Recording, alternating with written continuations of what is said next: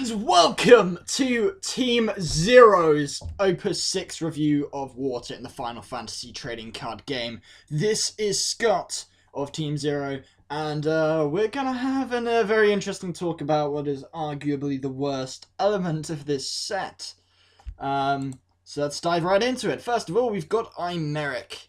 Imeric is a 5-cost water forward with 9,000 power from Final Fantasy XIV with the job Lord Commander of the Temple Knights, which is a rather unique one that Bart can now steal. Imeric has the Minwoo ability that he doesn't receive damage that is less than his power, and when he attacks, all the forwards other than Imeric you control gain 2,000 power until the end of the turn. So what it is effectively an offensive 11,000 power person who is, so that's a pretty decent thing for a 5-cost and is quite resistant to a lot of ping effects. So this is obviously quite a comparison to Minwoo, for example. Maybe you don't need Minwoo if you're running Imeric as a main thing, allowing you to kind of shift towards the newer Minwoo. The extra 2,000 power that boost that you get is kind of like what Ward does also in this set, but to all of your forwards rather than just job warrior. So that's a very interesting thing. And it kind of does what Corilla does as well, but to all forwards rather than just one water forward getting 2,000 power. So it's a straight up boost from both of those forwards there. So that's something to consider. Larsa is very interesting. Larsa provides the forwards you don't receive damage that's less than their power to all of your forwards, though, where the Imeric is just to himself.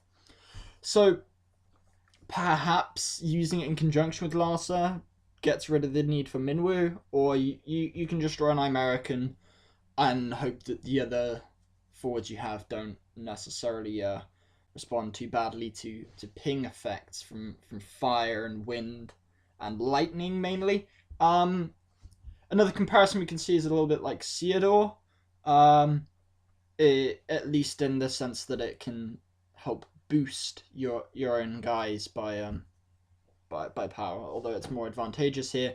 Xiu Yin doesn't necessarily have to attack, it's only when a character enters, whereas Imeric does have to be attacking, which can be a bit of a downside. It can be used in conjunction with Hecaton Share, which means that as far as things are going, being able to, after you've attacked, so say for example once your opponent has stated a block,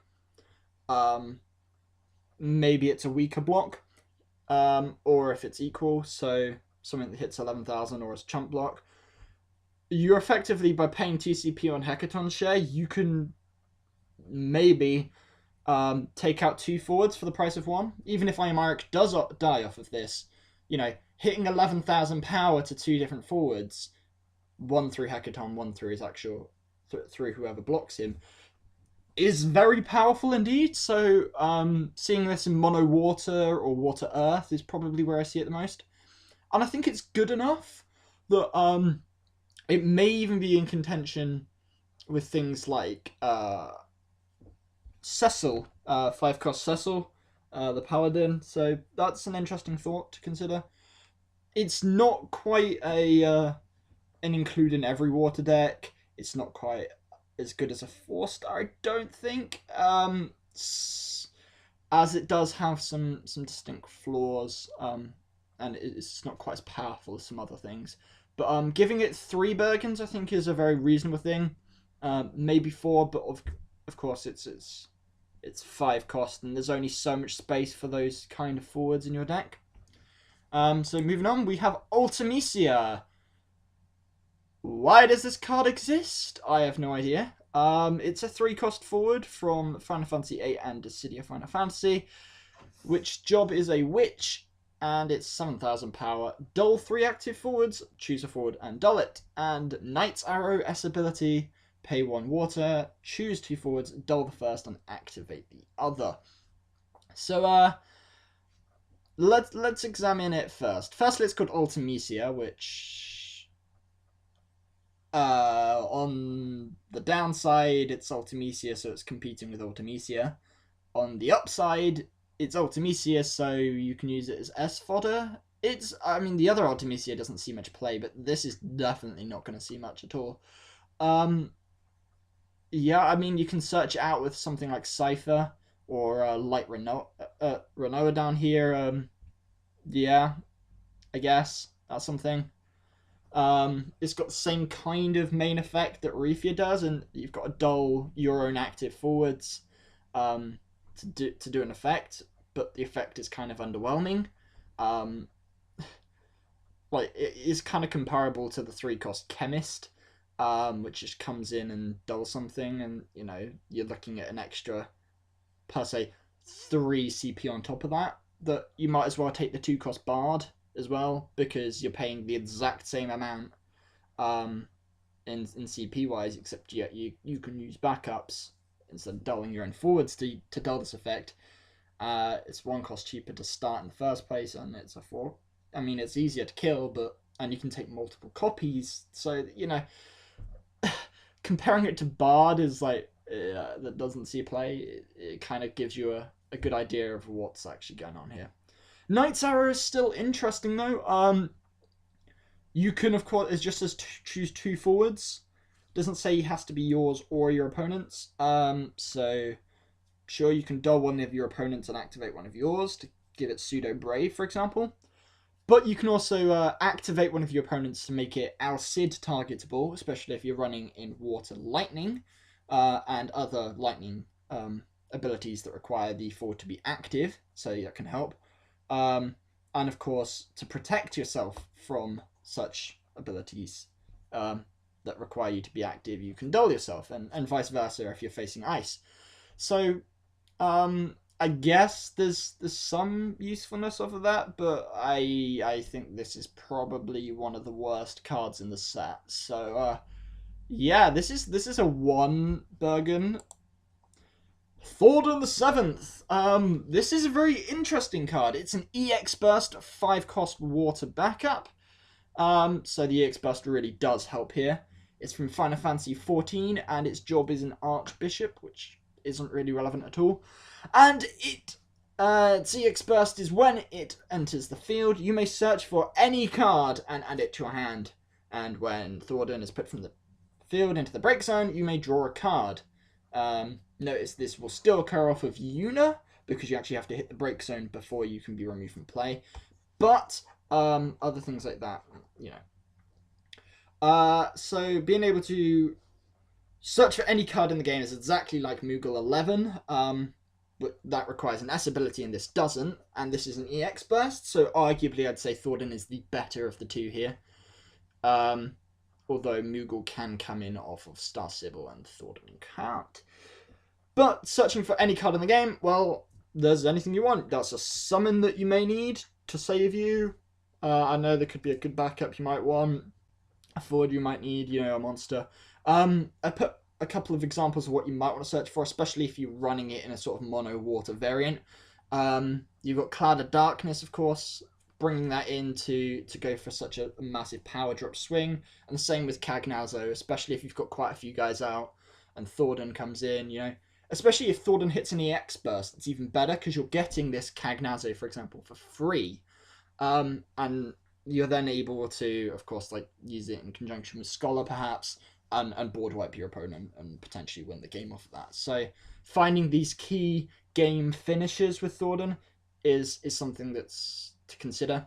Ways to get the best use out of it. Obviously, once it's done this searching, it's kind of like just a 3-cost backup sitting there doing nothing. Not the best. So you can always Delator it or Feral Chaos it if you just want to clear out the space. Yeah, and you, of course, get that draw off, making it effectively a 1-cost, so that's really CP efficient. Or you can use Lulu on it if you're running it with Water Lightning, which isn't a bad idea. You can search for things like Cypher, your Alcids. You could search for the new Estinian, for example, and get this 5,000 power ping off of it as well, which you could use in conjunction with something else to break things. So I think it's quite an interesting synergies. There's a lot of potential, and it's this potential which is giving me this 4 Bergen rating, 4 stars out of 5. I think most decks with water want at least one of this. I don't think it's the kind of 5 Bergen rating where you really want 3 of in every deck sort of thing.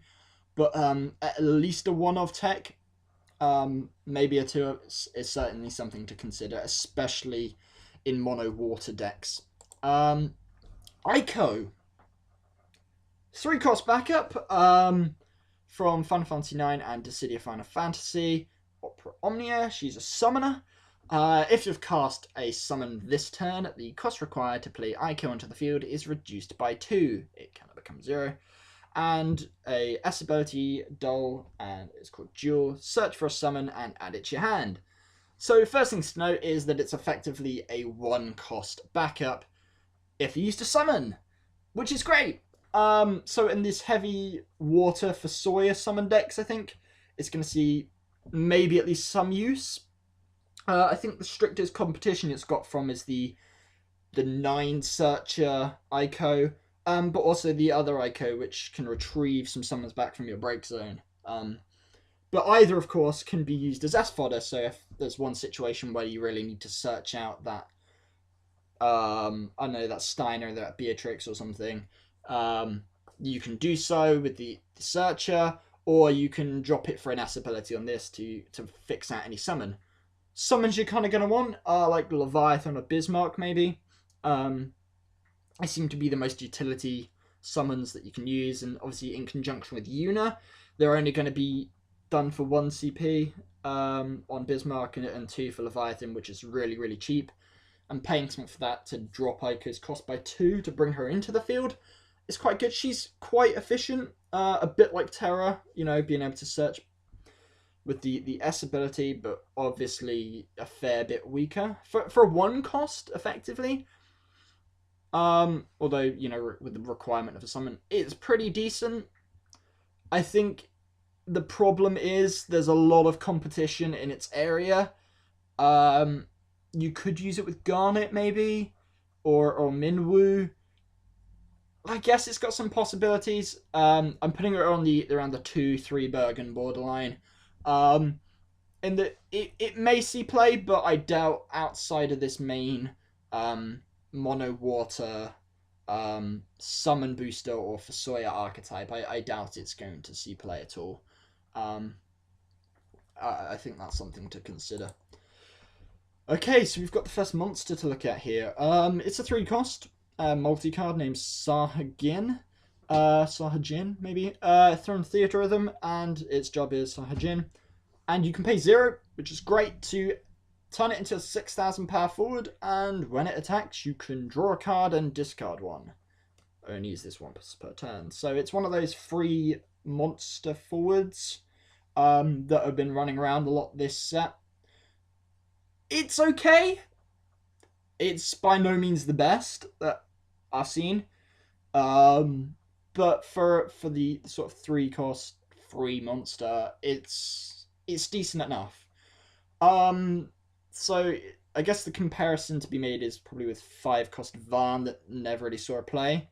This is a little bit better because unlike with Varn, Varn had to form a party to attack to get the same effect, whereas Saigen doesn't. Although I suppose noted if you party attack Saigen with Varn, that's draw 2, discard 2. Obviously you need the card, so it's going to be in that sort of card draw, maybe Viking deck in the first place. I think it's a bit outclassed by Yuge, which doesn't see play at all, really. Although Yuge only does it once, drawing it actually places it at the bottom of your deck rather than discarding it. And with a lot of remove break zone from game abilities running around, it's a bit dangerous.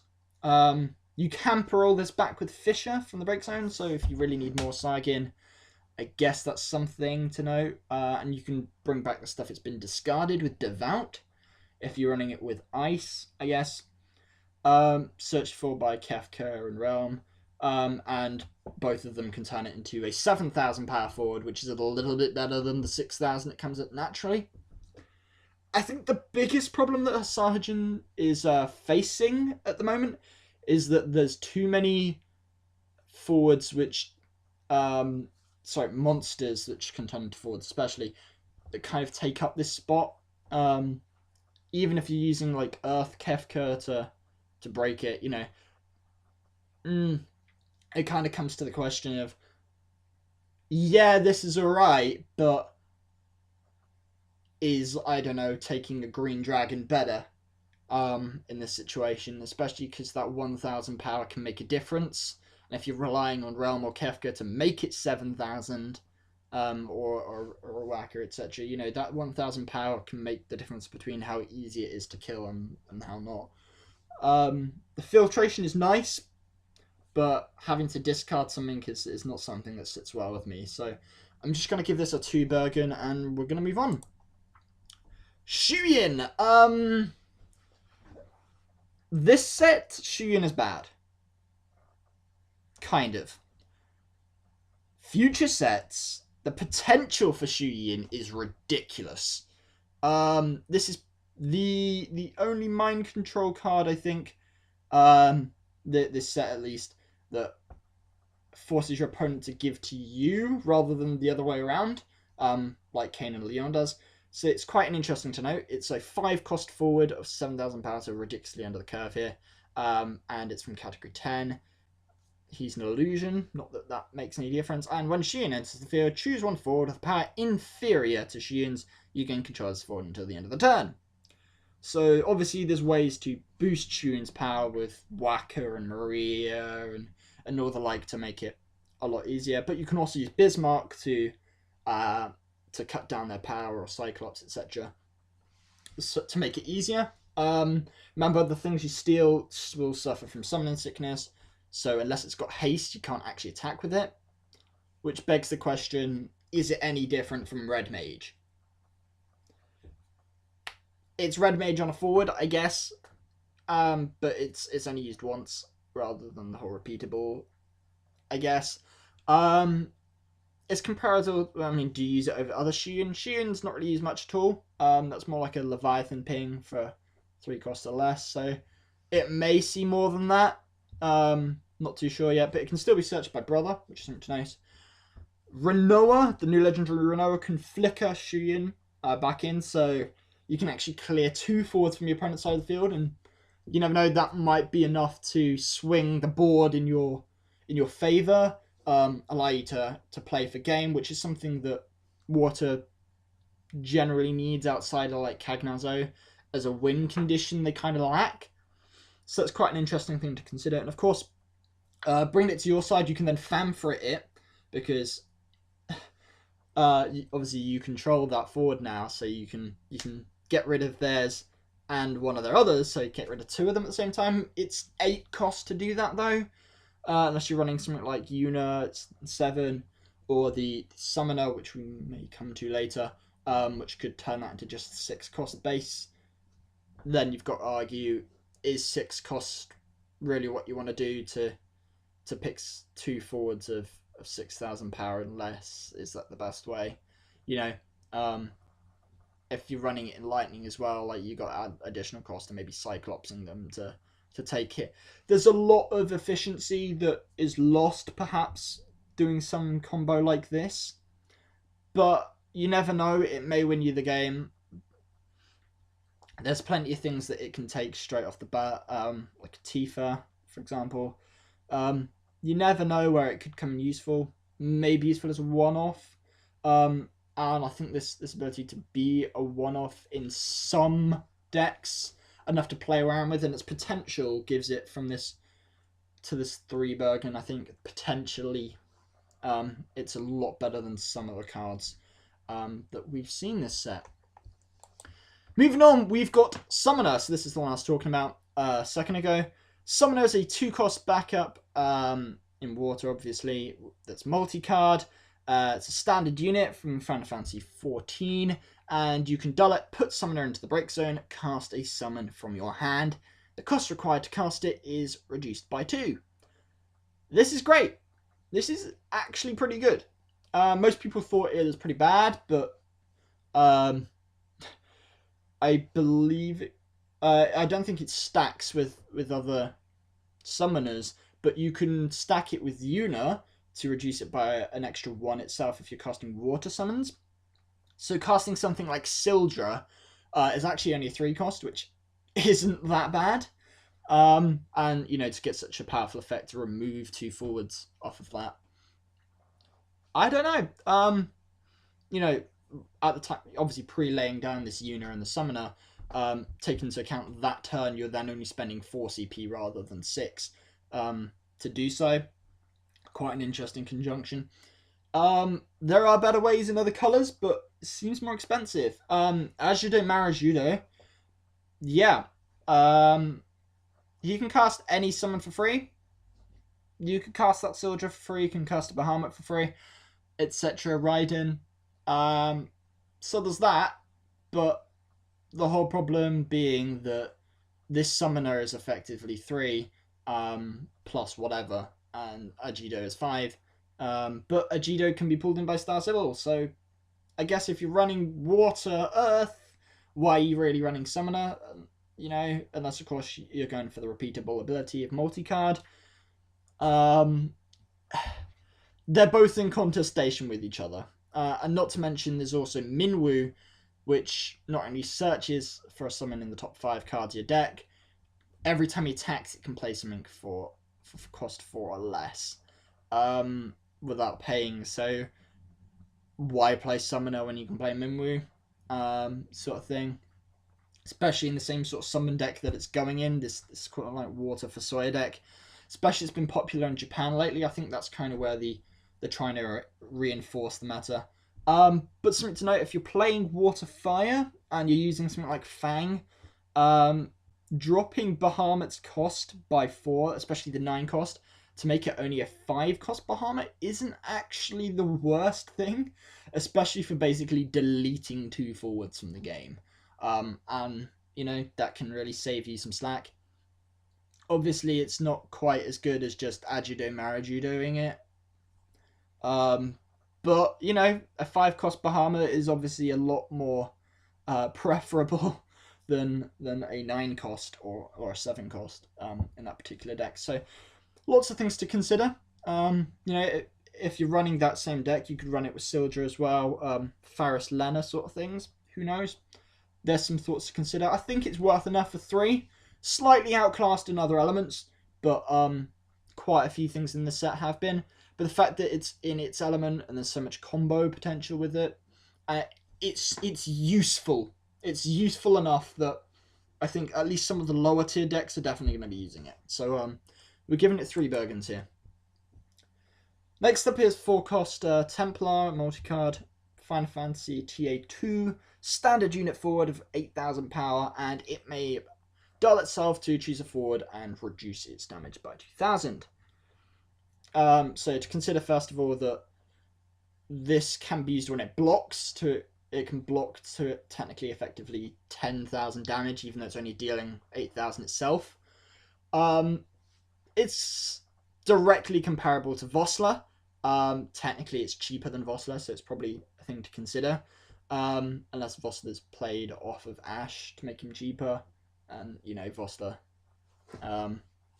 helps Ash out, but so technically it's a lot more effective than Vossler, so that's something to consider. It's searchable by Sid of Clan Gully, so that's something. Its effects generally worse than Kagnazo's, which is in-play effect the same as Vossler's, whereas Templar kind of has to dull to do it, which means same with the Archangel EV here, which Archangel EV might as well have just printed 3 cost 8k, to be honest. But Black Tortoise Lassie Gilgamesh, I think, is probably one of the closest comparisons, in the same that it likes to block and dull itself to give that extra resistance, except Black Tortoise for this 1 extra CP is 100% better in Earth, by the fact that it gains the power as well, so it deals more damage. Templar is heavily outclassed. Some of the only good things about it, I guess, well, it can be searched in several ways through standard units or Sid. And Warrior of Light, all the Warrior of Light boosts, you know, giving it haste, 2k first strike, reducing its cost by 1. you know, whatever combination of these standard unit buffers that you're using all apply to Templar. So that's something to consider, and of course you can play 3 of them. In a Pauper deck, standard unit deck, yeah, go for it. Outside of that, I doubt it's going to see play, so that's why I've only put it at 2 Buggins. It's not the most trash in the world. There is stuff you can do with it, especially because it's with water as well, with this Warrior of Light. There's a deck for it, it's just not good. Next up, we've got Scott, so a little bit of bias here that you're going to have to account for, you know, being technically my spirit animal with the same name as me, obviously. Scott is a 3-cost forward in water from Final Fantasy II. He's a prince, and for each backup you control, he gains 1,000 power. If you control Hilda, Scott and Gordon gain Brave. This is quite interesting because with 5 backups, you can actually hit 9,000 power. If one of them's Whacker, that's 10,000. So that's something to consider. The main problem, I think, is Ramza, which you're probably including in the same deck. Maybe, if you're running it in the Water Lightning variant. Ramza does the same thing, and it's not even a Ramza you're particularly going to use. And it has an S ability which boosts itself bigger. Downside, it's a 4-cost 5k rather than 3-cost 4k. And it doesn't give Brave to other characters, so they're both about on the same level as each other. You might play both, you might play one or the other, and it's something to consider. Scott is searchable in, I believe, 2 different ways. Firstly, off PUG, which can search for any prince, so it can search for Gordon as well. And secondly, off of the never going to be used Rickard, who also searches for Minwoo and Gordon, I believe, as well. So, something to consider. You may be playing PUG, you might not, especially considered that PUG can have its cost lowered by Destin, I believe. Same with Clady. Clady is useful as well, because say you don't have this Brave up, Clady gets pseudo Brave until that point, until you can get this Hilda out. Or if they're doled, either Scott or Gordon, or any of your knights, Clady's going to bring them back up. So Clady's a useful thing to note. So the cards that kind of focus around it, obviously, are Hilda and Gordon. Hilda's not the best card, but giving Gordon and Scott himself Brave off of it isn't the worst thing. It's helpful.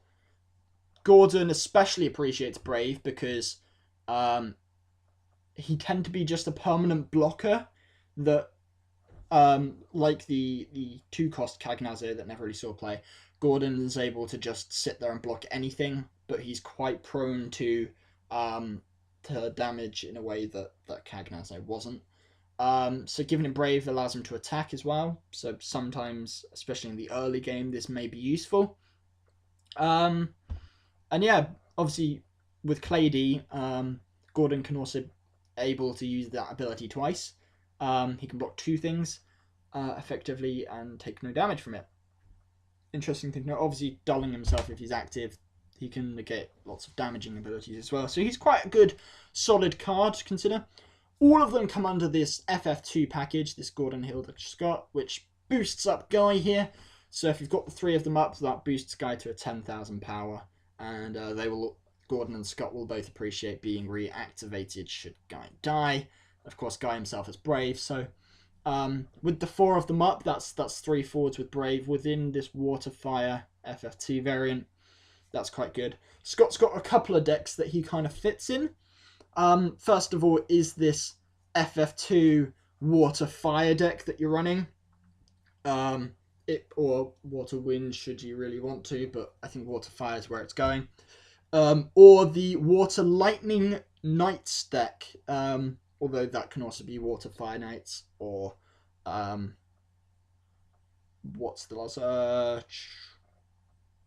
Yeah, I think that's it. Just Water Fire, Water, and potentially Water Earth Knights, yeah, of course.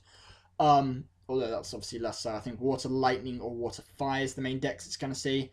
I think by itself, it's literally just a slightly better 2-cost Knight, especially with the ability to get Brave.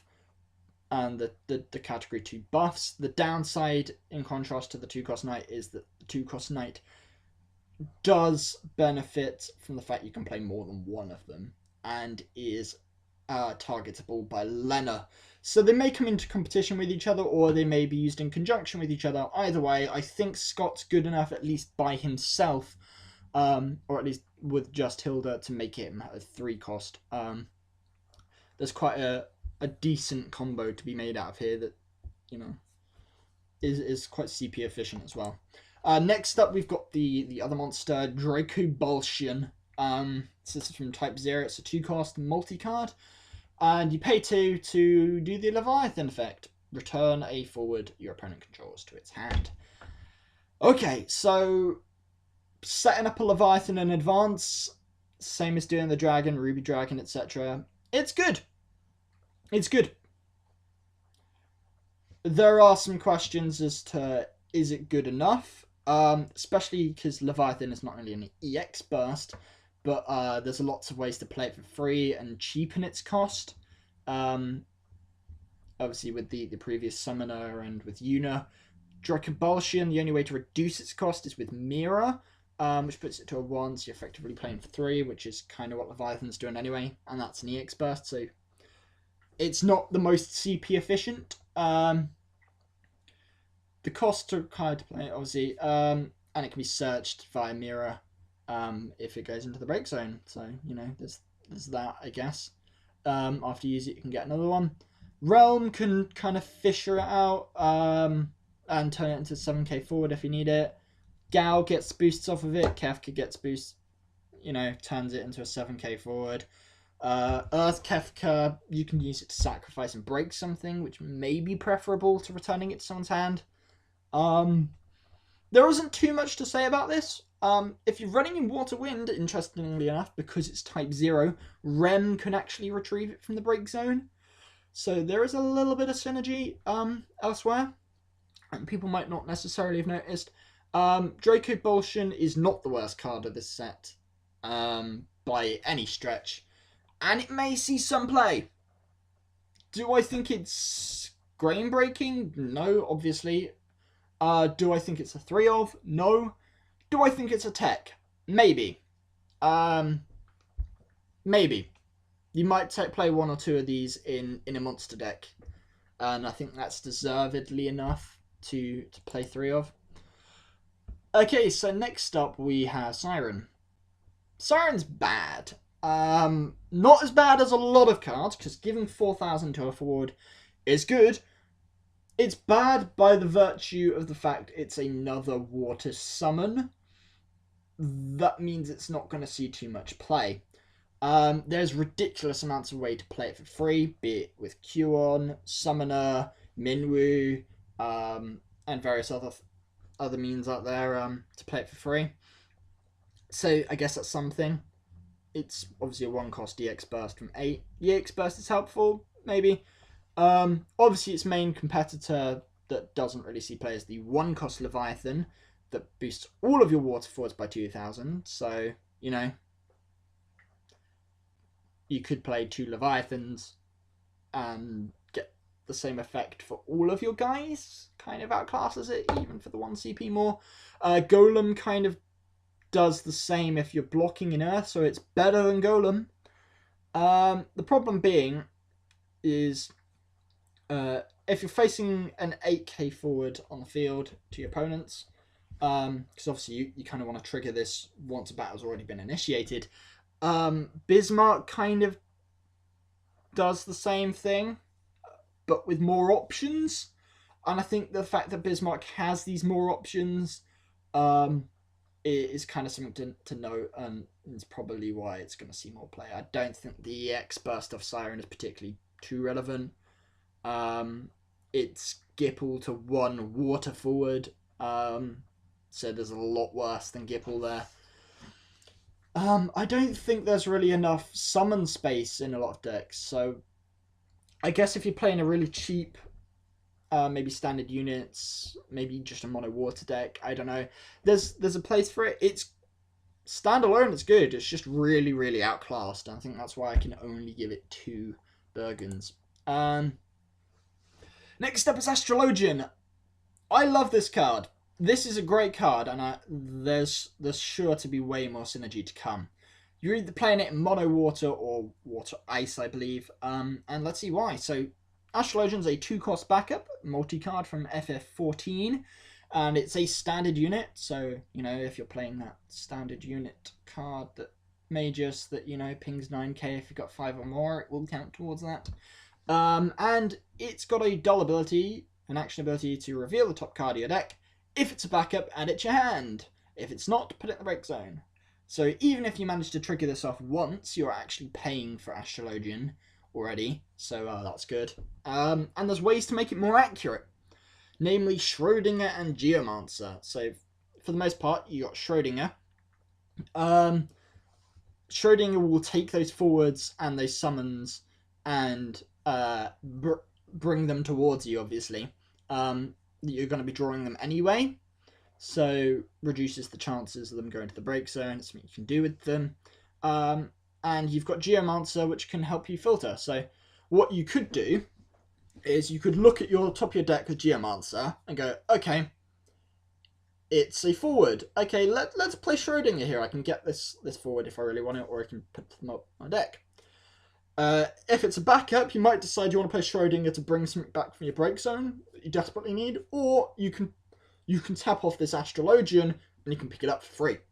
And using this combination with Geomancer to kind of look what's there makes Astrologian a lot more efficient, and I think for a lot of draw power decks it's going to be quite useful. Although whether it's something like Porum, which allows you to search for the top 3 and just add something, seems a little bit more card efficient, Astrologian may be able to prove itself over time, as it's a lot harder to break than Porum. Yule kind of does the same as Geomancer. The problem being that Yule also has the downside of being broken, and Yule doesn't have the option to putting it at the bottom of your deck. But it does it for free and doesn't have to tap. So, you know, Geomancer or Yule, up to you. I think it's also going to see a lot of use with the Layla Viking kind of archetype, especially because they're drawing through a lot of cards quite quickly. So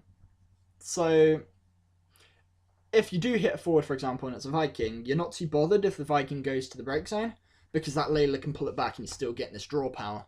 And obviously these extra cards pulling into your hand will allow you to stabilize your backup line quite quickly, or use off something like Queener, I know, maybe. There's plenty of ways to do it, and of course, having this extra resource efficiency within water is quite helpful.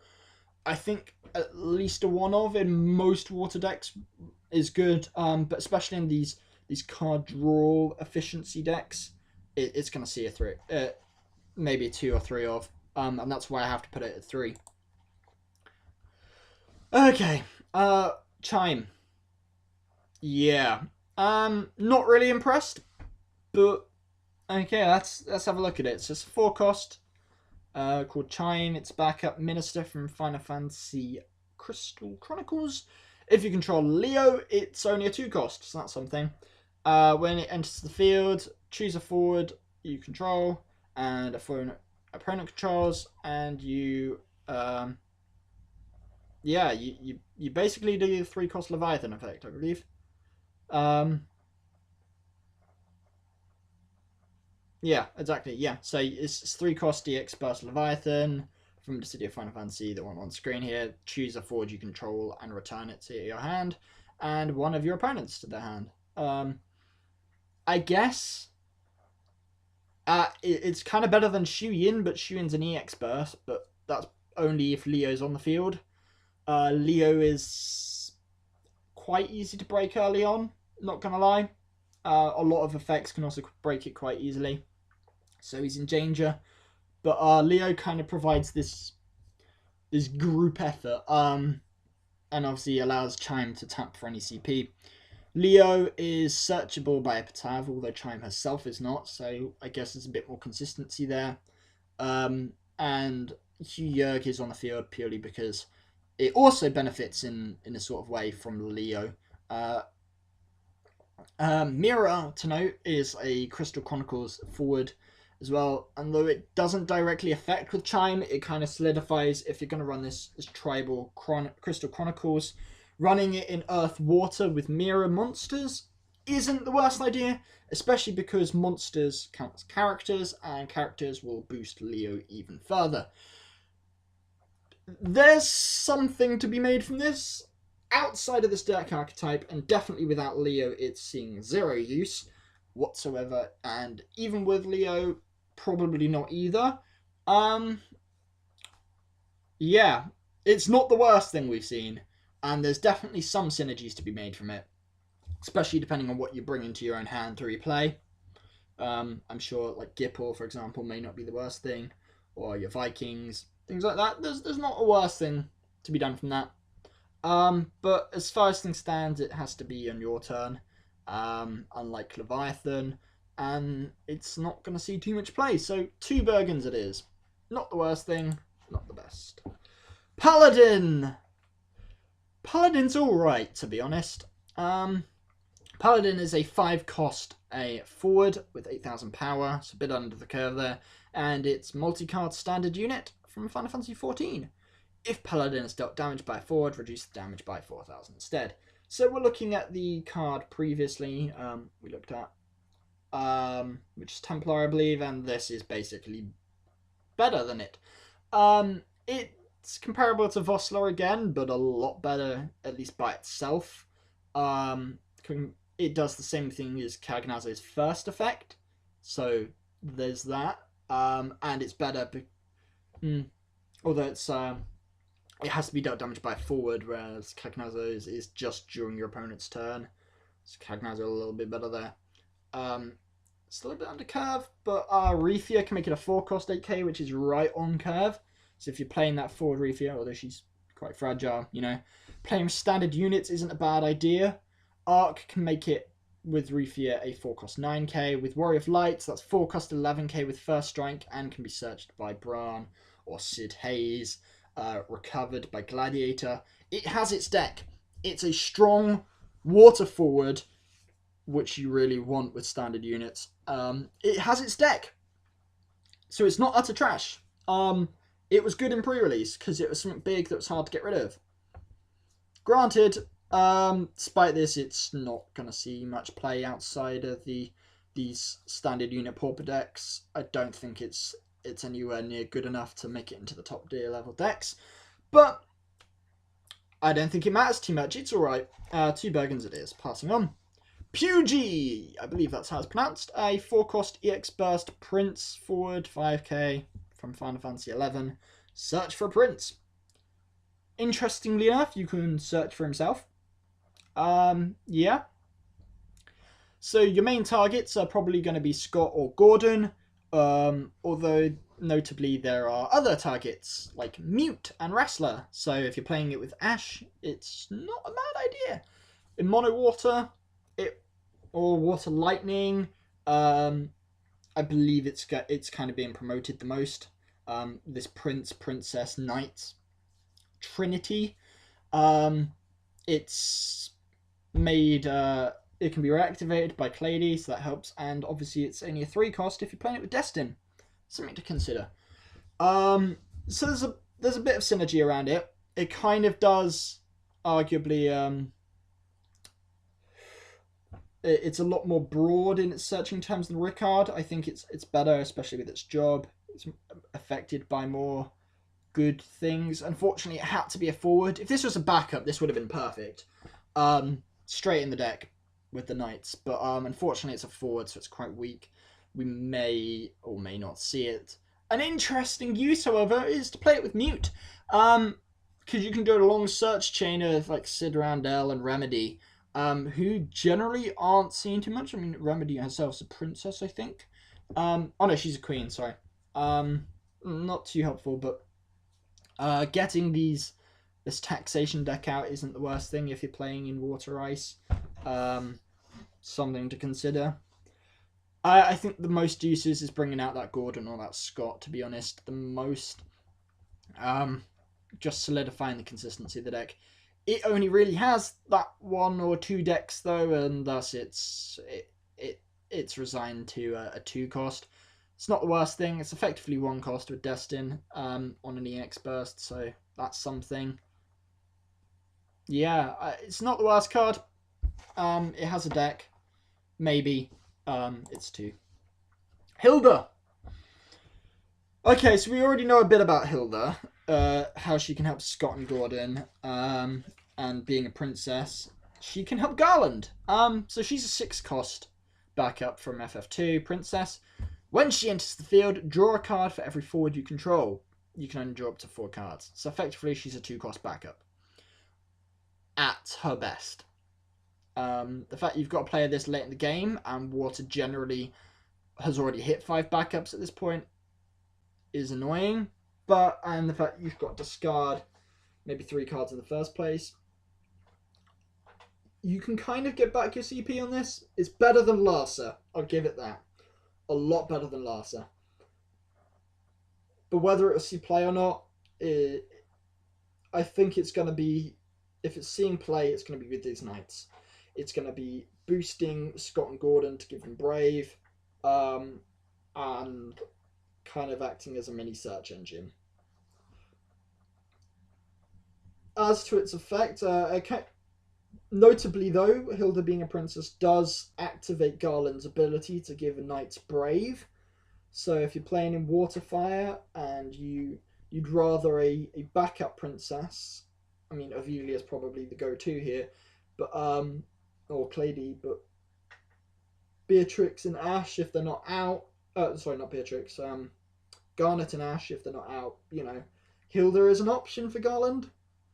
It kind of acts a bit like Horn, except you don't have to put cards at the bottom of your deck. You've kind of discarded them to play in the first place.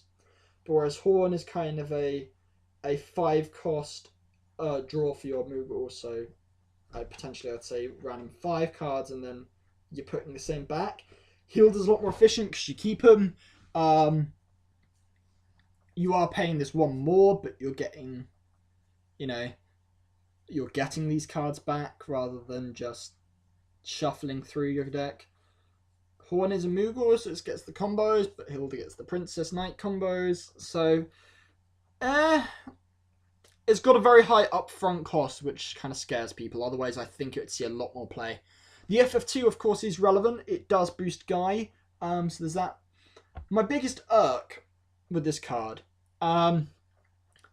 is if you've got 5-6 CP to spare and you've got 4 forwards on the field to make Hilda the most useful, why aren't you playing Cloud of Darkness or Cagnazzo?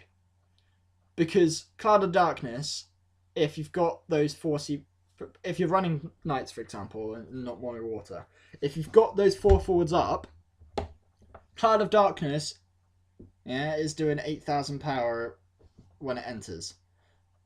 Actually 10 because it includes itself, so that's basically murdering something. And then it's going to be doing a minus 5k on the swing anyway. So, why not play Cloud of Darkness if you got that many forwards out? Is Hilda really worth it? Maybe. So it has some competition, but its competition is generally poor, apart from Cloud of Darkness, which kind of fulfills a different role. In that sense, it outclasses its competition, and it provides some extra buffs. It will see play outside of Knights, I think. It might see play with the Vikings, getting this filtration, even sticking stuff in your break zone to pull back later. It's interesting, it has its uses, and I think this filtration kind of thing, especially late game, sometimes for example, what if you had some bad extra backups in your hand? This is your 5th backup, you're playing down, you've got these 4 forwards out, and you've got your Scholar ready, you really need to get to Cagnazzo, so you drop your hand that you've got, you draw your 4 cards, and you hit this Cagnazzo, and then suddenly you've won the game. That's, because of something like that, being able to hit upon a Cloud or a Cagnazzo or something you really desperately need, I think it's good enough. It's better than Porum in the sense that Porum's weak, and although it has the cancel the action ability effect, you only get to keep 1 card out of the 5. So, and one's a forward, one's a backup. It has its uses. I think it's enough to give it a 3. Might be a one of in a deck, or a 2 of in a couple of decks. Yeah, not quite enough to be in every water deck, or as attacking most. But it has lots of decks, and it's quite CP efficient at its best anyway. We've got Minwoo now, who is probably the best card in this element for this set. Note that because that is still like with the wind video, there isn't any 5s. This is a 4 Dragoon card. It's a 4 cost named Minwoo, which is probably its biggest problem. Forward is 7k, slightly under the curve, and it's from Final Fantasy 2. It's a mage, which is entirely irrelevant. And when Minwoo enters the field, you can reveal the top 5 cards of your deck and add a summon among them, and put the other cards above your deck. So this filtration is like Porum's, except with 5 cards instead of 3, and you are getting a summon out of it. Maybe, hopefully. If you're playing this Water for Sawyer summon deck, which you probably are, that's good. It effectively makes Minwoo a 2 cost 7k, which is a lot better. And when Minwoo attacks, you may cast a summon of cost 4 or less from your hand without paying the cost. So let's have a look. So first of all, it can be searched out with Rickard, which is quite an interesting thing. Rickard searches for Scott, Minwoo, and Joseph. But he's a bit terrible despite that. So you're probably not playing it. But if you are with Water Lightning, you know it's there. Obviously you have Scribe like Porum. It's got the same sort of filtration mechanic. It boosts Guy by 1000 power by its very presence, so that's something. Lenny, for its second effect at least, Lenny does the same for cheaper. So except she has to be in a party. She doesn't have the filtration, but you know, she can search for any summon when she's in a party, so it doesn't already have to be in your hand. It's not restricted by cost, although if you go above 5, which is still higher than Minwoo's anyway, it breaks, so Lenny can effectively cast Valifor off that if she wanted. Things like that. But, you know, Lenny kind of does the same thing, but has to be in a party with a Yuna. Unfortunately, there's not really many good Yuna forwards. I don't think any of them are. But some of them might see more play, but yeah, there's the comparison. Lenny can be searched a little bit better than Minwoo can with Brother.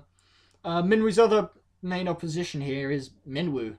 Backup Minwoo, although it hasn't seen as much play in recent sets, is a lot better, I'd say, than this, in the fact that just completely shutting down a lot of fire, lightning, and some wind decks completely. You know, control player's dream. Most people run 1 or 2 in water still, even now. So, you know, Minwoo has its competition.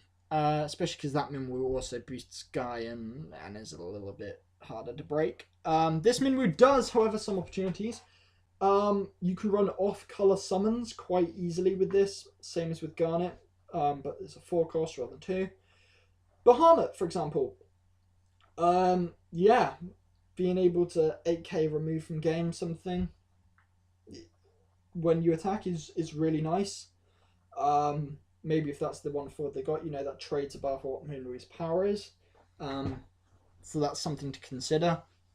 There are others, of course. You could fly a Leviathan off of it for free to clear out a forward again. A lot of the stuff will just be removing a forward out of your way rather than anything more interesting. I mean, you could run a fairy off of it or something to boost it by 1. You could run it with Siren to make him at 11,000 power. If you wanted. May not be the best use of it, but there's options. Minwoo provides options. I like it. It's something that Water desperately needed, I think, to boost that deck to even higher than it already was. I just think that it's got a lot of competition and it might not work as well as people think, so I can't give it a 5-star. It's not in every deck, unfortunately.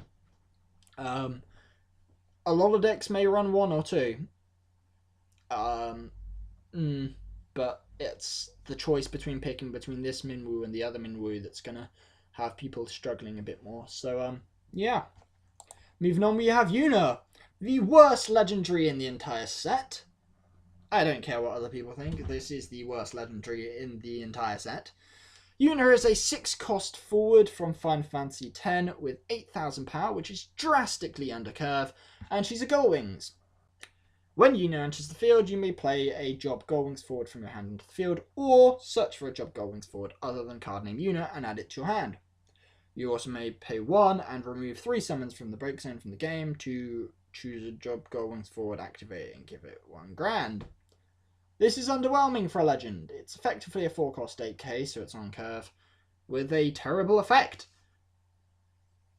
I mean, it's searchable out with 3 different ways, I believe, off of Shinra, Pain, and Brother. What you're running it with, you probably want to be running it with the 2 new Gull Wings, the Pain and Riku. The Pain, certainly. Its only deck is YRP. Unariku Pain in Water Wind. It's not played outside of it.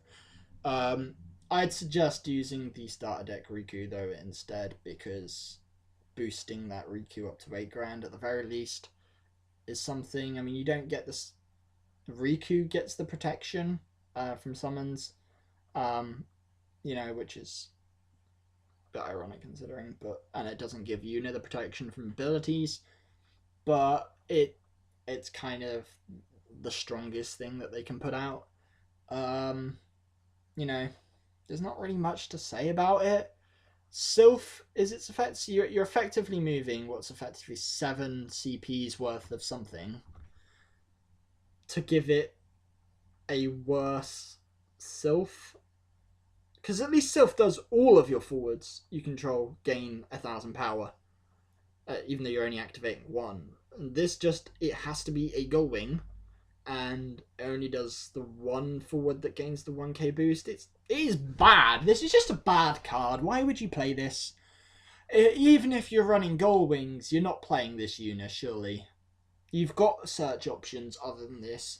You don't need this. You're better off playing a backup Yuna. That's all I can say, really. This is just bad. I mean, I guess you could play with Lenny, but it's not good. 1 Bergen. Next we have Leviathan. Okay, so this is one of the last cards we've got to do. Leviathan is interesting. It's a 3-cost summon. Of course it is. It's a Leviathan. From Mobius and FF7, I believe that is. And it's a choice of 3 effects. I can either do the Leviathan effect of return something to your own hand. I can do the Green Mage Porum ability to cancel an action ability, or I can make sure that forwards don't receive damage from summons. Note that doesn't block things like Odin and breaking effects. It only stops like a semi-Minwoo effect. A better Minwoo effect on things like fire and lightning counter. It's a hate card though. It's a good hate card with options, but it's a hate card. So I'd say it's better than Porum in that, although Porum gets to use it multiple times, this is a summon. It can be used at any point. You don't have to have Porum active, so that's not going to stop you. It doesn't have any X Burst, but you've got the option, so it may be better than the 3-cost Leviathans. Its second ability, well, you're kind of paying the exact same for Green Mage. One's just a backup, so getting a bit more of those, so maybe a bit more competition there. Hilda and Earth as well actually breaks the character using it, so Leviathan's a bit shamed there if you're picking that one. And, well, the Emperor just flat out stops him, so that ability seems a bit redundant. The first ability is used everywhere within water, and the third ability is just hate. So I like the options, but Bismarck just seems flat out better. What can it do that Bismarck can't? Okay, so yeah, sure, and it's got 1 ability that's the same, except Bismarck's as a character you control though, and you know there's just any running forward.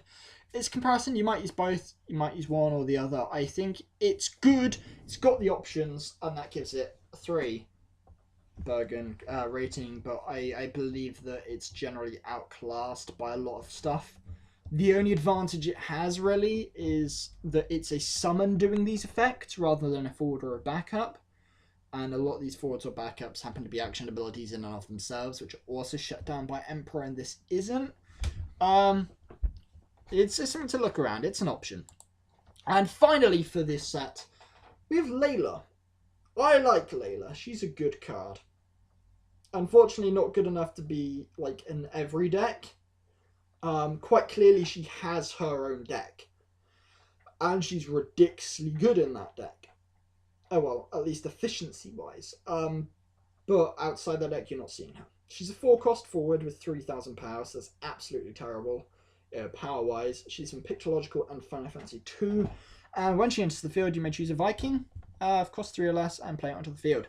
So effectively, she's already free because you're generally not going to play this if you don't have a Viking in your break zone.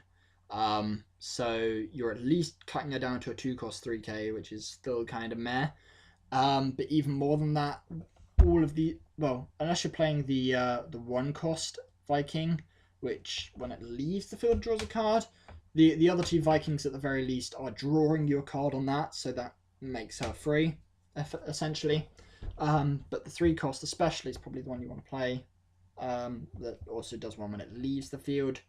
So you can play it, draw a card, it dies, you draw a card, you play Layla, it draws a card when it comes in. You know, there's a lot of efficiency to be made up of Viking and Layla combos.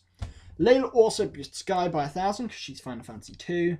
And she's going to be affected by Maria's boost by 2,000 power. I don't know if that's too relevant, but she's good at gaining card advantage. And sometimes that's just what you need. Comparing it to the other Layla, requires the draw when she deals damage, so you know that's kind of like a 4 CP. She's kind of free as well, slightly stronger, slightly cheaper to play initially, but reliant on dealing damage, whereas this kind of brings something back from the break zone. So as long as you've got one in your break zone, you're good. They're both kind of conditional. The old Layla didn't really see play at all. This one might, especially because Vikings do see play, especially with Lyndon Osborne, for example, the regional winner. He uses Vikings a fair bit in his deck. I think Japan it might see more play, especially with their focus on this sort of card draw water meta that they have at the moment. So yeah, it's interesting to see, and I think it can go somewhere. And that's it, everyone. This is the water element from Final Fantasy trading card game Opus 6. Thank you very much for watching. We hope Bergen hasn't offended you too much with the amount of trash in this element. Yeah. We'll see you next time with fire. Yeah, so see you later.